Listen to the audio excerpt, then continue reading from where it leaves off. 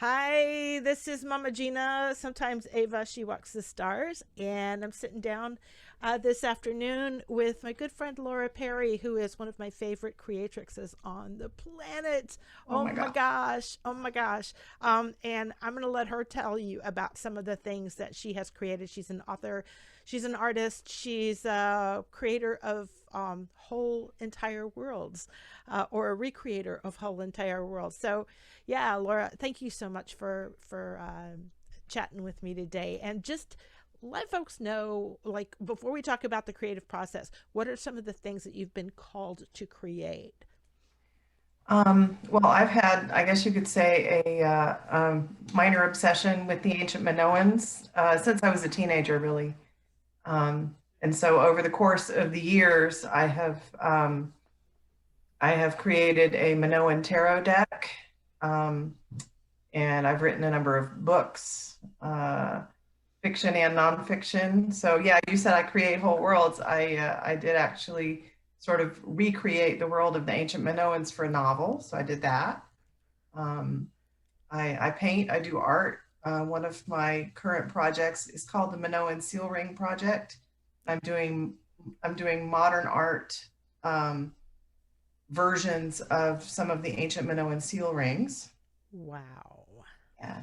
And I do music, but not like you do. I write like little chants and things, not That's no, you do amazing work all around. I think it's so not cool. whole gorgeous albums like you do. Yeah, you do whole gorgeous other things. Oh, We all okay. have we all have our things, right? Yes. So Yeah. I this is really I wanted to talk with you about the creative process. I got to spend some time with you a couple of years ago, and it was so lovely because we when you get to spend time with somebody one on one, you really get to really have real conversations, and I feel like Yes. that's what we did. And I was I was completely taken with part of your creative process. And so I want to ask you to try to describe where this stuff comes from for you. You're talking about this interest and this passion for Minoan culture back to your teen years. I mean, what how does that find its way into your life? Where do you think that comes from? Uh, And okay. you So can be as weird as you want answering, I was going to because say I'm going to go move on you here. I think at least some of it comes from a past life, at least one, maybe more than one. Um, Some of it also comes from the deities and spirit allies that I have relationships with, who see me as a way, to bring them back out into the world. cool. Um, yeah, you talked about where it comes from. When I was a teenager, I used to wake up in the middle of the night with entire paragraphs already written, streaming through my head. And I would literally, I learned early on not to turn the light on because that would blow it. That would blow the whatever it was that was going on. So I kept pen and paper by my bed, and I would go over and I would sit next to the window and write it down as fast as I could by the light of the street light as it was scrolling through my head. Excuse me. So I think on some level, there is, I don't know what you call it, a plane, a realm, a, a an aspect of existence in which all of the things that we create are already created and whole and waiting for us to bring them through into this world. That makes any sense. It makes total sense. Yeah, I mean, I feel, you know, with me, with Nine Toes, with Ava, and with previous stuff that I've done, that very often I'm just a channel. I'm Yes. not even. I have to be. My skills have to be to the level where I can competently actually create the thing in this manifest world, which means I still have to be a good musician. I'm not going to just magically be able to play something Right. that I hear in my head. But I feel like sometimes this stuff just comes through whole cloth, Yep. and I'm simply just learning to be open to that experience, I think was one of the hardest things that I've ever had to learn how to do, to trust that experience. I love the way you describe that. That is so cool. Yeah, that's it's actually once I began doing shamanic training, it's one of the main tenets of how spirit work works. The phrase is a bone flute or a hollow bone, that the music of the spirit world comes through, and we are the instrument that's being played in order to produce the music out into the world. Yes. Oh, that's beautiful. I love that. I love that that framing of that whole concept. So, um what is your process? Like something comes through. How do you make that tangible in the physical world? With difficulty and impatience of the time. Yeah, people who are not creators on a regular basis often think that it's like, you know, flash of inspiration and then you sit down and you do it and magically it's done.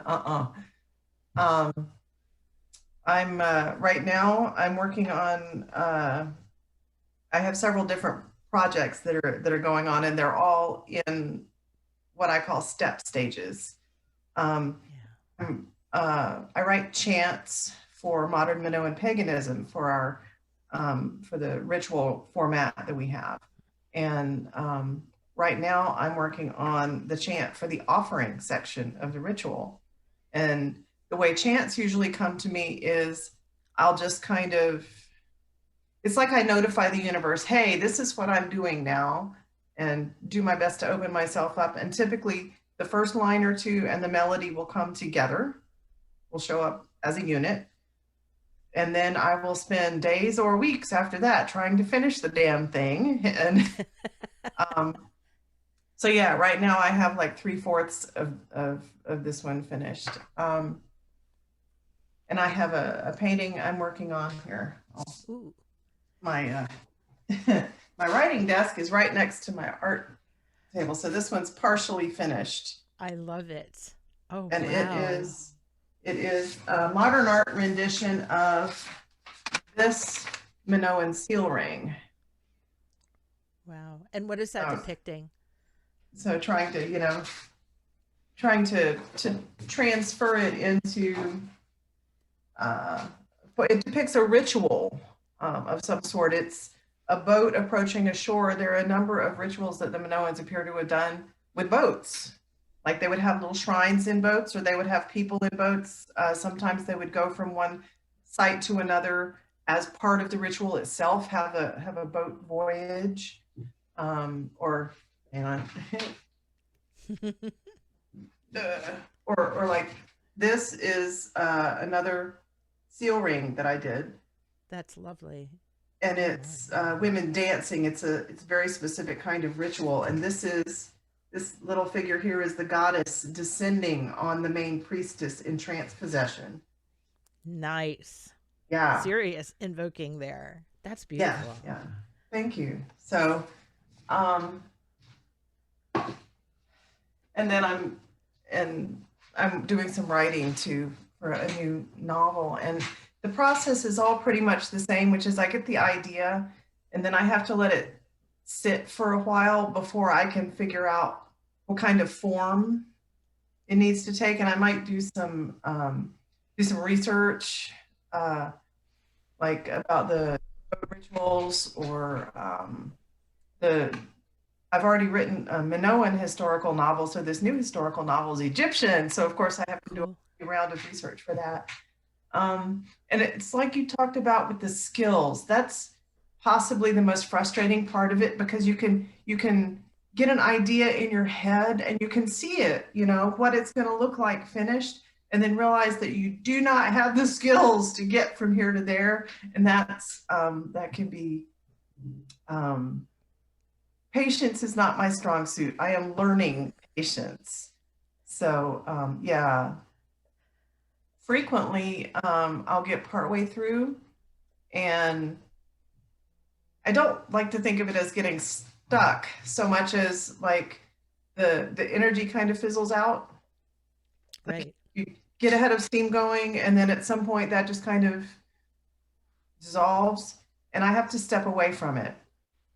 And that's typically, and that can happen on a small scale or a big scale. It might happen on a daily basis. I might work some in the morning and then go do something else and then work more in the afternoon. Or it might be, that I work on something intensely for a few days and then I run out of steam and don't work on it again for a week.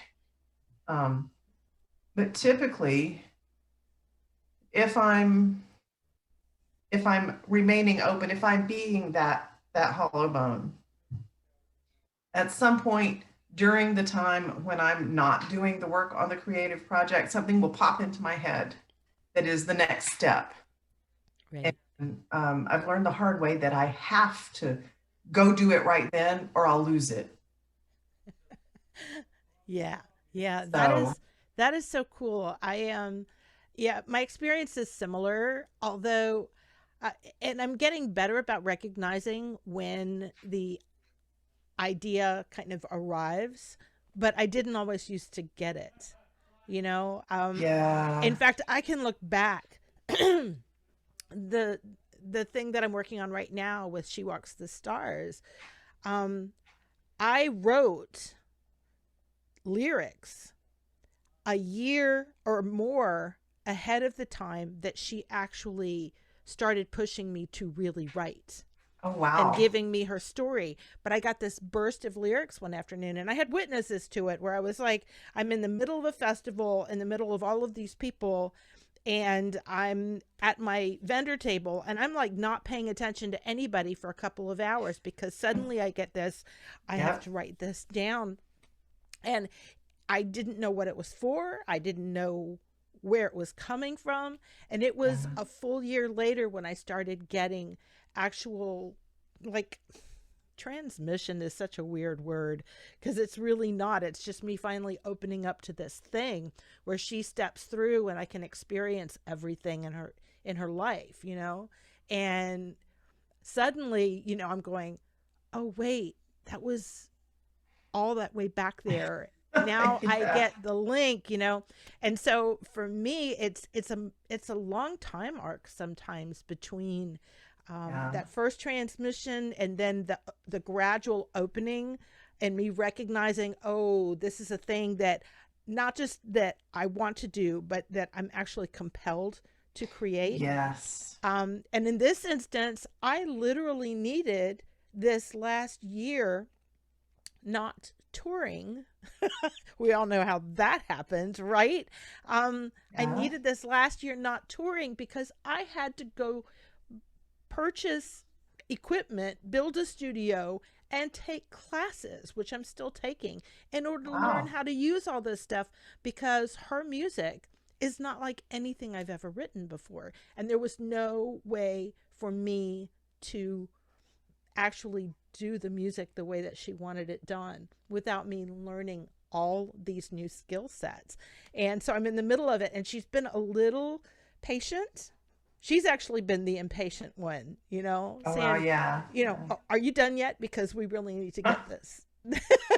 Yep, I want this out in the world kind of thing. And it's yeah, and I've been, you got to stop. You've got to stop talking to me. You've got to stop giving me more information because right now, if I don't learn how to do this in the here and now, it's never going to happen. I mean, we actually have this back and forth. Um, yeah, it's such a strange process to be creative on that end. It's one thing to sit down and say I'm going to write a song about, or I'm going to write a book about, or and just do the steps right. because it's something that comes from you. But there's something about this other creative process where the thing doesn't come from you at all. And you really almost have to holistically merge in order to Yeah. make the thing happen. Well, and timing is the thing too. I mean, it's probably no coincidence that this all happened during the year when you have no choice but to stay home, right? Right. So, I can look at like the book that I'm working on right now. I tried writing it, I don't know, 7, 8, 9 years ago, and it just wouldn't, it wouldn't write, if that makes any sense. It just, Mm. And I would start and it went nowhere. And I felt like I was pushing against an immovable object. And so I gave up. I thought, okay, maybe I'm just not supposed to write this book. And I set it down. And last fall, I was flipping through files on my laptop and found it. And I thought, gee, I forgot I had written this. And I went through it and I printed it out because when I edit, sometimes I like to do ink and paper because I think writing, actually, like writing on ink and paper, accesses a different part of your brain than typing does. Yes. Um, and suddenly I knew what the story needed to be, and I knew that it needed to be a trilogy, and all of this stuff just, it kind of, I don't know, it came down from somewhere and sprinkled itself all over me. And I was like, okay, maybe this is the time for it. So maybe part of the process is also being in sync with whatever cycles the universe has going on that we're not necessarily aware of, in our Yeah. lives. Yeah, I think most of the time I only become aware after the fact. Yep. Yep. I go, "Oh, that's what that was about." That is that's amazing. I'm glad I'm not the only one that goes through this. I've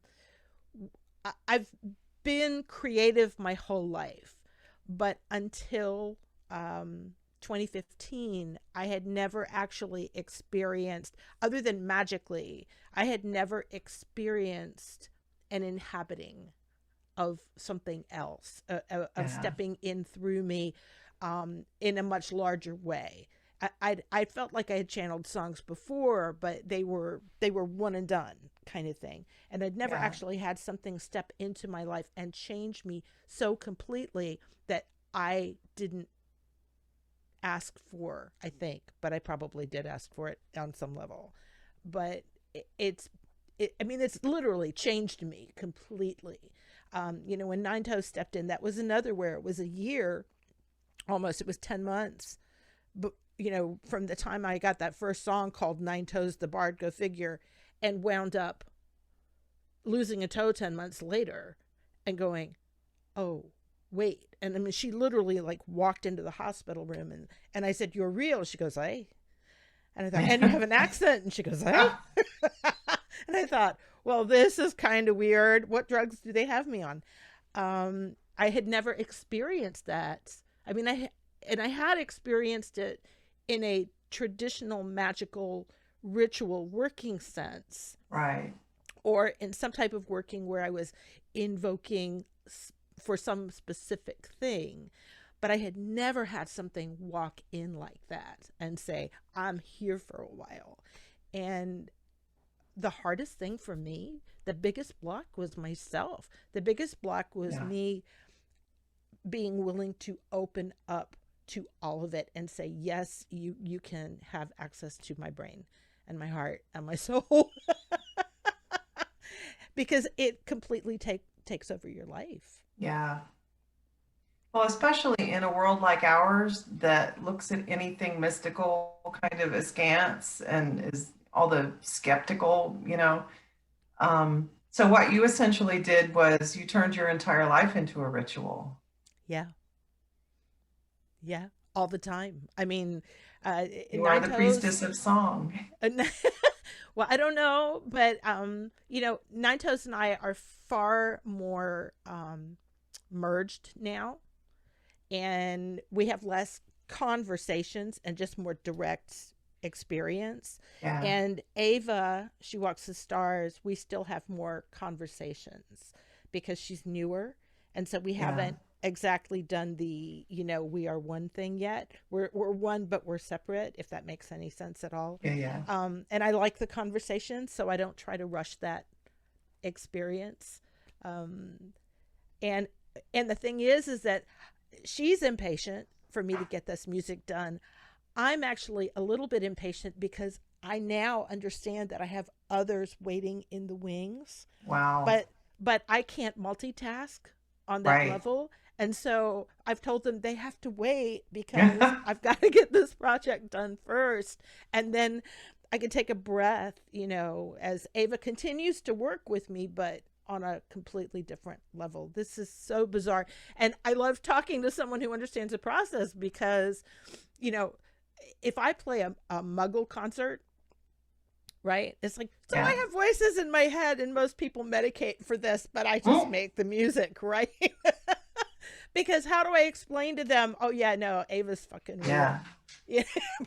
How do you do that to someone who just thinks you need to take some Xanax or something? But if you take the medication, then you won't make the music. The voices would go away, and that would be Yeah. the worst thing in the world for me. So, so So do you, so do you think you'll ever merge with Ava the way you have with Nine Toes? Do you think that's a part of the process? yeah, I think that it is part of the process. You know, magically, I've actually done some work with a cut over like the last 30 years. I've actually had two long arcs where I allowed something in and eventually fully integrated. So there is no them and me. Yeah. We are is essentially the way that I would have to put it.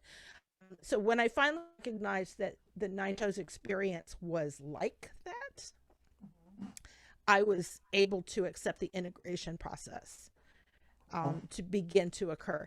And I recognize that Ava is very similar to that in that there will be a moment. And what you talked about sometimes you have to walk away from it.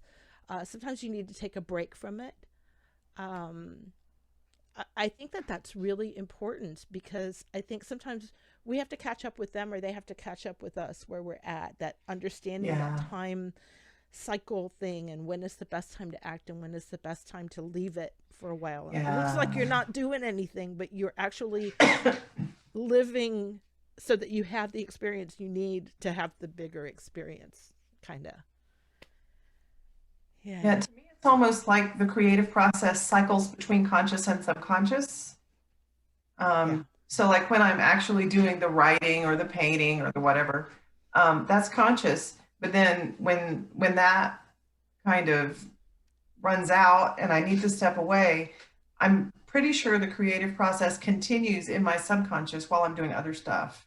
Because I'll be like washing the dishes or pulling weeds in the garden or something, and I'll suddenly know what the next thing is that I need to do on the project. So it's like percolating on a level that I'm not consciously aware of, even, even when I'm not working on it. Yeah, I totally get that. I feel sorry for people that don't have this part of their psyche like in full bloom. I mean, or that don't understand how to do something with it. It's interesting. It's hard to talk to people about creative pursuits who don't do it with this aspect. People who do it just purely sort of analytically and consciously. Oh, I wrote this poem because I wanted to use, iambic hexameter and that kind of. No, that's not how it works. Not for me anyway. I mean, obviously it does work that way for some people, which is groovy. But yeah, it's our culture doesn't have the vocabulary for this stuff. Indeed. That's a big part of it. Even people like you and me talking back and forth, we're sort of groping for words. How do I say this? How do I get this across? Because we've lost, and I'm sure it was a normal part of everything thousands of years ago. This was just, the way everyone did creative stuff, sort of half in and half out of the the sort of sparkly world, I call it, the place that is not the mundane world, but where you're still physically functional. Uh, Yeah. That can be interesting, right? Um, trying to have a life and a living doing this uh, when you're so completely immersed in that creative process and it doesn't dovetail. And I think this is why we don't have vocabulary for this, is because you don't want words for things that you don't want people to recognize. yeah, You know, because words, literally vocabulary helps us grow. It helps us Yes. recognize things that we might not have ever seen before until we had the word for it and somebody pointed to it and said, that is kind of thing. It's you know what I'm saying? Right, right, right. Yeah. And so not having the vocabulary, uh, but looking for it and trying to design our own actually kind of makes us those outsiders. And it can be difficult to live in this world and pay the bills and have one toe Yeah. on the ground at least so that you can stay grounded when you need to, but still feed that creative thing, which is so much bigger. I mean, mine's a whole Milky Way full of creative right now. Yeah. Yours is a whole Minoan, Egyptian, I mean, the worlds that you create are so fabulous. And oh my gosh. But nobody wants to hear that. They just, you know, I think it scares them because in our post Enlightenment materialist culture where everything that can't be detected by our scientific instruments doesn't exist, right? right. Um, I think it frightens people because it makes them feel like they're out of control, like they don't have control over things because the scientific, analytical, materialistic background that our culture has gives us this constant quiet message that we are controlling everything. We are in control. And those of us who do creative stuff know damn well that we are not in control. And it's scary sometimes. It's also beautiful, but it's it runs counter to everything that modern Western society tells us we should do and be. Truth. You speak truth. So how do you balance those things for you, for yourself? Um, I don't talk about it a whole lot except with people who aren't going to roll their eyes or start calling the local therapist for me. Um, Thankfully, my own household does not think I'm terribly weird because they are also creatives of this sort. Um, I spend a lot of time in nature. That's when people say grounding, a lot of the time what they mean is backing out of this kind of uh, numinous process. But to me, when I'm fully grounded, I'm also still fully resident in the numinous. And that is what nature does for me because nature doesn't say, we can't measure this with an instrument, so it doesn't exist.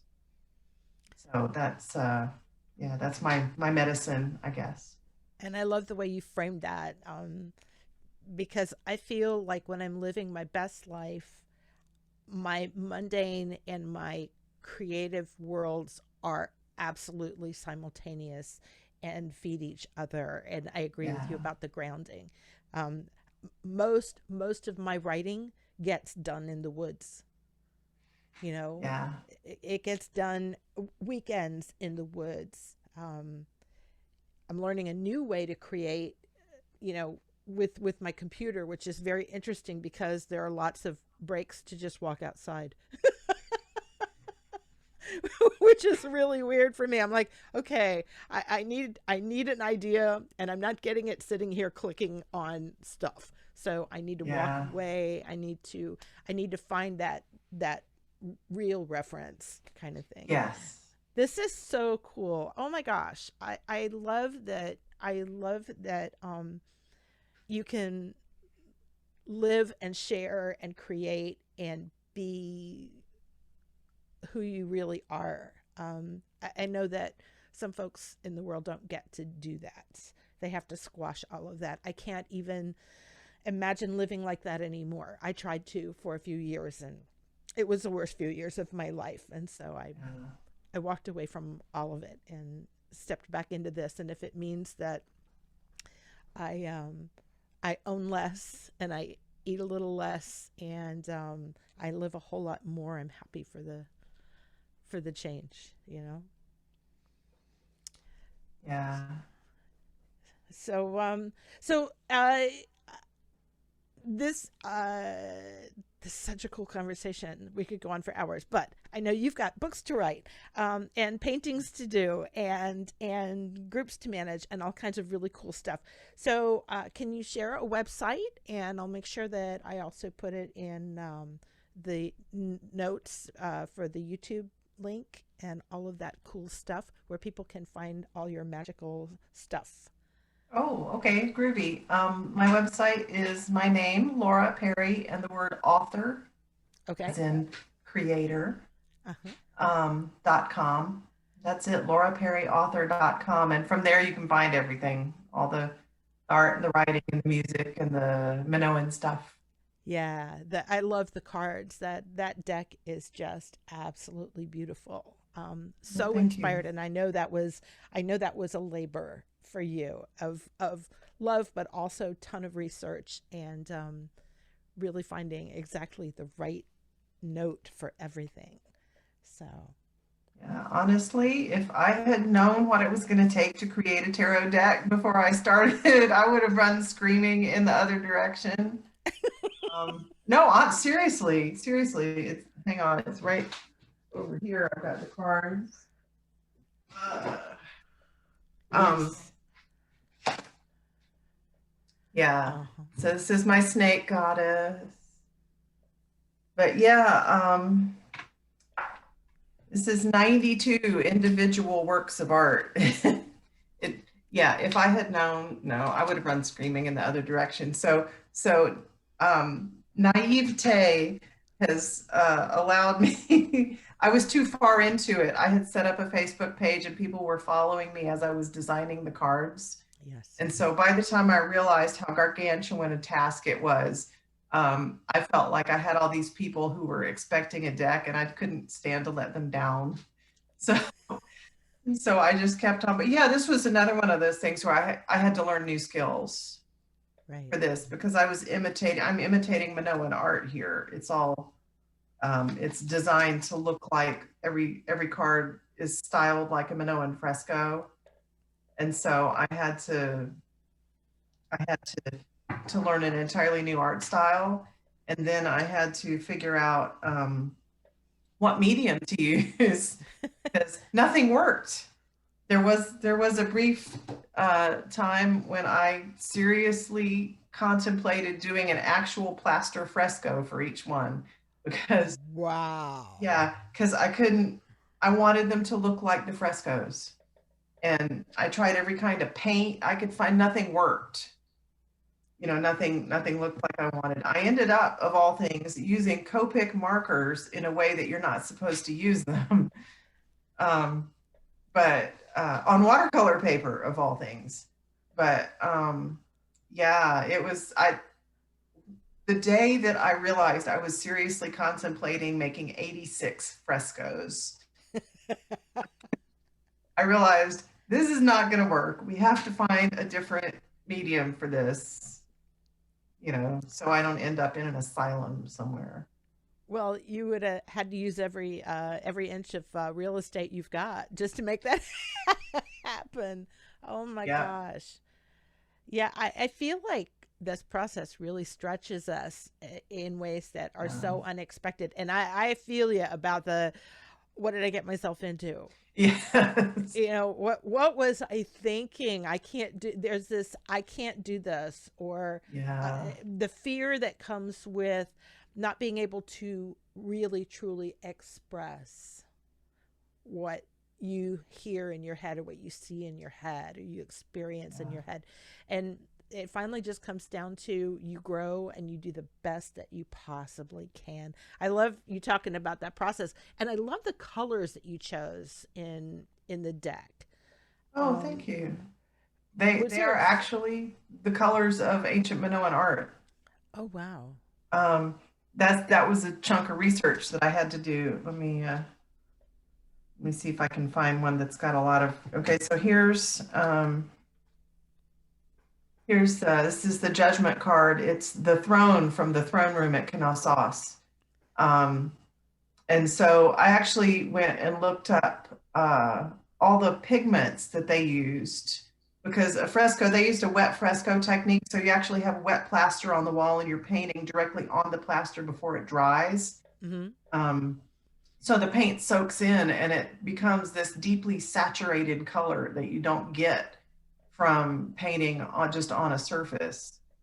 Um, but yeah, so like the deep red is actually red ochre, and the blues are this is Egyptian blue, which is a copper sulfate compound, and they used yellow ochre, and the white could have been titanium, or it could have been a certain type of lead compound.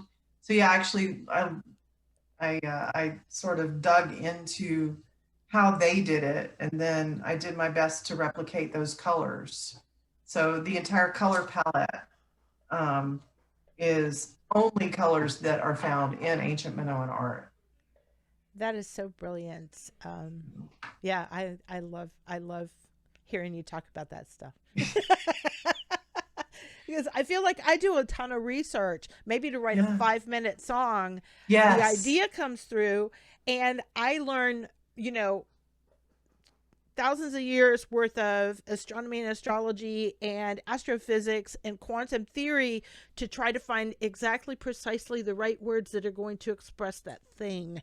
Yes. And every single thing that you put into this thing that you create is, it looks so easy to somebody on the outside, you know, but we're Yeah. really spending an awful lot of time, you know, and precise conscious effort after all of the subconscious stuff happens, the way you describe that subconscious versus the conscious, and Yeah. the time spent in the conscious part of the creation can be so incredibly detailed. And I love your focus on that. That is amazing. I mean, to get it right, you know. Yeah, I mean the hardest part is taking what's in your head and making it look the same or sound the same or feel the same out in the big world. Right. I think most people don't realize that the finished product of any creative endeavor is the tip of a very huge iceberg. It really Huge. is. All right. Well, listen, Laura, I want to thank you so much. It's lauraperryauthor.com. And I'll make sure and put that in the notes. This has been such a delightful conversation, and I really, really appreciate you sharing, being vulnerable with that creative process. I know it's sometimes hard to face the outside world and say, "Yeah, I'm Yeah. not crazy. I swear I'm not crazy," but I'm a little crazy. You're not crazy. I'm crazy.